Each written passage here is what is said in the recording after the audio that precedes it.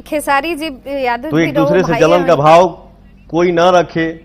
नमस्कार दोस्तों, एक बार फिर से लेकर आ गया हूँ बहुत ही बड़ी और बहुत ही बढ़िया खबर। दोस्तों वीडियो में आगे बढ़ने से पहले अगर आप भी हैं भोजपुरी के ट्रेंडिंग स्टार खेसारी लाल यादव और भोजपुरी के पावर स्टार पवन सिंह के फैन, तो वीडियो को दिल से लाइक करके चैनल को सब्सक्राइब जरूर कीजिएगा। दोस्तों हाल ही में भोजपुरी के पावर स्टार कहे जाने वाले पवन सिंह एक न्यूज चैनल जिसका नाम है न्यूज 18 बिहार एंड झारखंड पर लाइव आए थे, जिसके बाद उनसे खेसारी लाल और उनके बीच हुए विवाद के बारे में पूछा गया तो पवन सिंह ने इस प्रकार जवाब दिया। खेसारी जी और भाई हैं। उसे कोनो दिक्कत नहीं है। मेरा छोटा भाई है, हमेशा मस्त रहे, हमेशा छाए रहे और हमेशा गरजते रहे।